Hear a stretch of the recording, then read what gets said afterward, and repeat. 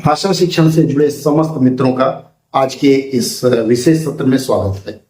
मित्रों, कई ऐसे लोग हैं, कई ऐसे अभ्यर्थी हैं जिन्होंने हिंदी नहीं पढ़ी है और वे चाहते हैं कि हिंदी के क्षेत्र में करियर बनाए। ग्रेजुएट है, पोस्ट ग्रेजुएट है, लेकिन हिंदी लिखने नहीं आती है।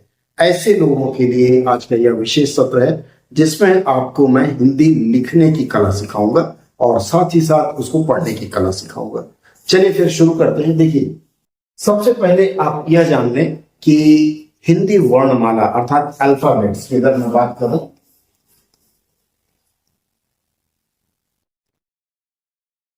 अल्फाबेट्स जैसे अंग्रेजी में अल्फाबेट्स A to Z होते हैं और इसी तरह से अल्फाबेट में आगे करेंगे कॉन्सोनेंट, कॉन्सोनेंट एंड वॉवेल्स होते हैं। कॉन्सोनेंट ये 5 होते हैं और ये 21 होते हैं। इसी तरह से हिंदी में अगर देखेंगे तो हिंदी में वर्ण है, वर्ण के बाद आता है इसमें स्वर और फिर आता है व्यंजन। इसको मैं उस ढंग से लिखता हूं। वर्ण है, उसके बाद स्वर है और है ये व्यंजन।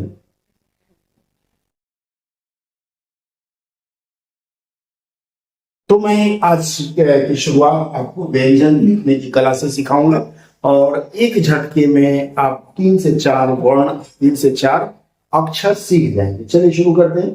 देखिए, सबसे पहले अगर आपको सी लिखने आता है तो वहीं से हम शुरुआत करें। सबसे पहले आप सी बनाएंगे। अभी एक तक ये कुछ नहीं बना है। उसके बाद इस पर एक लाइन खींचेंगे और यह बनता है आपका व। इसको उच्चारण करते हैं व। अब यह जो व बना है, इसके बाद फिर से एक व बनाएंगे और सी इस तरफ आपने सीधा लिया था, इस तरफ सी उल्टा लेंगे और यह बन जाता है क। इसके ऊपर एक टोपी पहनानी पड़ती है, इसका उच्चारण हम करते हैं क से। क के बाद अब इन दोनों को मिला करके हम एक शब्द बनाएंगे और वह शब्द बनेगा व और क। व और क मिलकर के शब्द बना। व इस तरह से होती है उसकी आकृति, जिसको आप लोग अंग्रेजी में क्रेन कहते हैं। ये इस तरह से कुछ वक की आकृति होती है और अंग्रेजी में हम इसको क्रेन कहते हैं। ये हो गया वक। अभी आपको मैंने एक शब्द सिखाया, पहला व लिखना और दूसरा क लिखना। अब चलते हैं हम दूसरा वर्ण अर्थात दूसरा अक्षर लिखते हैं। अब हम दूसरा वर्ण सीखेंगे, वह वर्ण है प और फ। सबसे पहले प लिखने के लिए आपको एल लिखने आता है, अंग्रेजी का एल लिखा आपने और एल के बाद एक लंबी लाइन खींचा है। यह हो गया प। इसका उच्चारण करते हैं लोग पा, जैसे आप लोग लिखते हैं पापा, उसमें आता है। अब प लिखा तो प के साथ हमने फ भी लिखते हैं।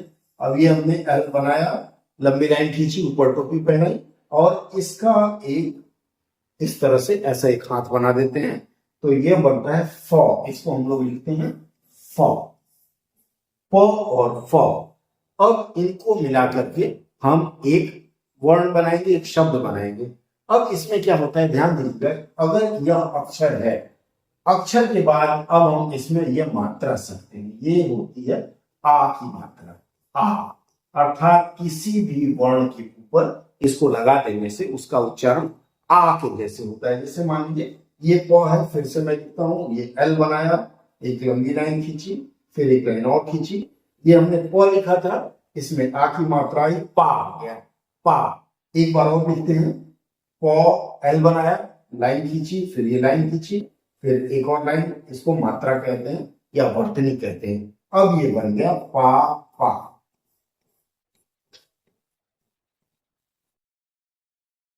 हमने 2 अक्षर लिखा और 2 अक्षर से एक शब्द बनाया। इसी तरह से पीछे देखिए, हमने बनाया व और क, और व और क से हमने एक बनाया व। अब हम एक तीसरा शब्द बनाते हैं। तीसरा शब्द होगा हमारा क। हमने सीख लिया। अब जैसे क, यह क है और मैंने उसमें आपको आ की मात्रा सिखाई थी। अर्थात ये आ की मात्रा अर्थात वर्तनी लगा देते हैं, ये का हो गया। फिर से एक बार क बनाते हैं, ऐसे लाइन खींचते हैं, ऐसे सी बनाते हैं, उल्टा सी, और ये का हमने लिखा। का इसका उच्चारण करेंगे हम लोग के ए। का मतलब अंग्रेजी में क्या होता है, अंकल। और अंकल का चित्र अगर हम ड्रॉ करें तो अंकल की चित्र ऐसे हो गई, ये आपके अंकल हो गए, अंकल की मूछें हैं, ये अंकल लग गए हमारे, चश्मा लगाना है, अंकल को चश्मा लगा दीजिए, और ये अंकल ओझर हो गए। आज आपने 2 शब्द सीखा। मैंने पहला शब्द आपको बताया, पहला व और क अक्षर लिखना सीखा, फिर मैंने आपको वक बनाया। वक बनाने के बाद आपको दूसरा मैंने सिखाया, वह है का और का। काका के अलावा हमने आपको एक और सिखाया था, वह हमने सिखाया था प और फ। मतलब प से हमने पापा लिखना सिखाया और फ बच गया। अब इसके बाद फिर एक और सीखते हैं। तो मित्रों अभी तक हमने सीखा व क प फ, और इसके बाद एक साथ में सीखा आ की मात्रा। अब हम लोग सीखेंगे ब बनाना, बाबा जी ब। आपने देखा आपने कैसे बनाया था, आपने पहले सी लिखा था और सी लिख करके एक ऐसी लाइन खींची थी और ऊपर एक टोपी पहना दी थी, यह बन गया था व। अब यह जो व है यह बना है। अब इसका पेट हम ऐसे काट देते हैं और पेट काट लेने के बाद यह बन गया ब। आपने देखा ब बना। अब इसमें हम एक और जैसे आ की मात्रा लगाएंगे तो बा हो गया। बा कहते हैं उर्दू में, यह लफ्ज है बा। और बा के बाद हम एक और बा लगाते हैं, फिर से हम ऐसे सी बनाएंगे, एक लंबी लाइन खींचेंगे, एक आ वाह हो गया, और ये पेट काट दिया बा बा। बाबा आपको पता है, बाबा मतलब कुछ लोग दादाजी को दादा कहते हैं, कुछ लोग दादाजी को बाबा कहते हैं, और कुछ लोग पिताजी को बाबा कहते हैं। तो आज एक और शब्द हमने, एक और वर्ण देखा, हमने देखा यह बनाया हमने ब। 1 2 3 4 5 हमने सीखा। चलिए फिर आगे बढ़ते हैं हम लोग। हमने सीखा व क ब क और फ। अब हम अगला सीखेंगे, वह सीखेंगे म। म के लिए MA लिख देते हैं, म कैसे लिखेंगे देखिए। म के लिए क्या है, जैसे आपने प बनाया, मान लीजिए हमने ये प बनाया, प बनाने के बाद यहाँ एक गोली बना देंगे तो म हो जाएगा। इसको बनाने के लिए फिर से तरीका दिखाता हूं। आप एक लाइन खींचिए, लाइन खींचने के बाद यहाँ एक गोला बना करके ऐसा एल बना दीजिए। आपने ऐसा एल बनाया और उसके बाद एक लाइन यहां से खींच लिया और ऊपर टोपी। देखिए हिंदी वर्णमाला में टोपी पहनाना जरूरी होता है। ये हो गया म। तो हमने एक और वर्ण सीखा, इसको बोलते हैं म। ठीक है, हमने म सीखा। अब म से एक शब्द बनाएंगे। हमने आ की मात्रा सीखी थी यहाँ, तो म में आ की मात्रा लिखाएंगे, माँ हो जाएगा। माँ मतलब मम्मी को बोलते हैं माँ। इसके बाद माँ के भाई को क्या बोलते हैं, माँ माँ। तो हम एक और म लिखेंगे। अब फिर से देखिए, यह हमने ये गोला बना के पहले ऐसा बनाया और उसके बाद ये लाइन खींची और एक लाइन आ की मात्रा, और ये हो गया माँ माँ। इसको माँ और माँ पढ़ेंगे, मतलब आपने यहाँ माँ बनाया और माँ के भाई को भी बनाया। ये हो गया म। एक और सीखते हैं हम लोग। म बनाने के बाद अगला जो वर्ण हम सीखेंगे वह है भ। भ से भालू का उच्चारण करते हैं। अब देखिए, जैसे आपने ये म बनाया है ना, म का अगर यह लाइन आप खाली रखेंगे तो यह भ बन जाता है। चलिए शुरू करते हैं। देखिए सबसे पहले ये मैंने बताया ऐसे एल बनाना है। एल बनाने के बाद इधर एक लाइन खींच देना है, ये म के जैसा ही हुआ। यहां हम एक गोला और बना देंगे और ये बीच खाली रखेंगे, इधर ऐसे कर देंगे, ये भ हो जाएगा। फिर से एक बार दिखाता हूं यह कैसे बनेगा। फिर से देखिए, सबसे पहले यह जो हमने एल जैसा बनाया था, नीचे गोला, इसके बाद यहां एक गोला देंगे, इसके बाद हम यहां से एक सीधी लाइन खींचेंगे, ये हो गया भ, और ये टोपी हाफ पहनाएंगे, भ हो गया। अब भा आ की मात्रा हमने सिखाई, अब ये लिखा भा। आप कहीं बाजार जाते हैं तो पूछते हैं ना क्या भाव दिया, या फिर बोलते हैं भाव क्यों खाते हो। तो भाव हो गया वो हमने यहां लिखा था, यहां से हम वो लाएंगे, ये सी जैसा बनाया, ये लंबी लाइन खींची और ये बन गया भाव।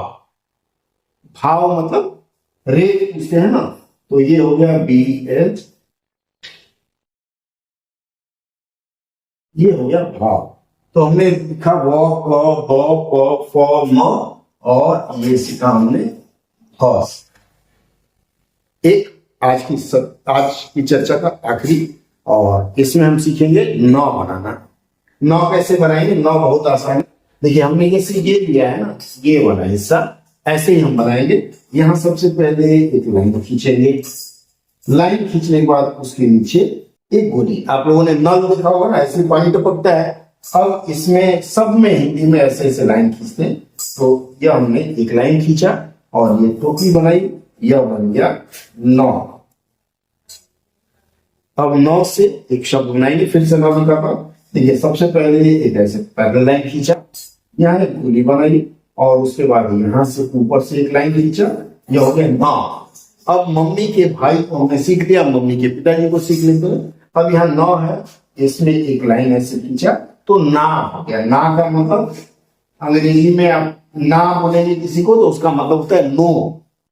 एक बार ना बोले तो नो बोले। अब फिर से एक बार ना लिखिए, ऐसे लाइन खींचिए, ऐसे गोला बनाइए, ऐसे ऊपर से लाइन, फिर एक लाइन और ये दोनों को मिला देंगे, ये बन गया ना और ना।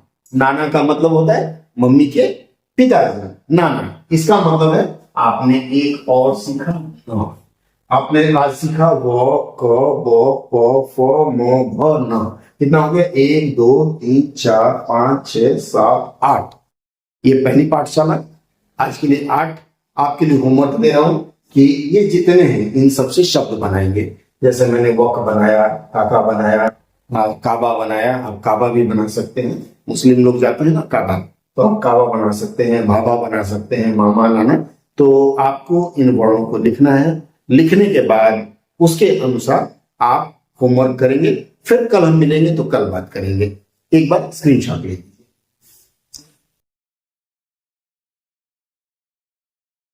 चलिए मित्रों, हिंदी सीखें के इस सत्र में आप जुड़े रहे, इसके लिए बहुत बहुत धन्यवाद। अगर आपको लगता है कि आपके जैसे कुछ और मित्र हैं जो इस सत्र में जुड़ना चाहते हैं तो हमारे इस वीडियो का लिंक उनको दे दीजिए, चैनल सब्सक्राइब करवाइए और पसंद आ रहा हो तो लाइक करिए। आपका अगर कोई कमेंट है तो कमेंट बॉक्स में दीजिए, मैं वापसी वाले डाक अर्थात आज देंगे तो कल तक मैं आपका जवाब देने का प्रयास करूंगा।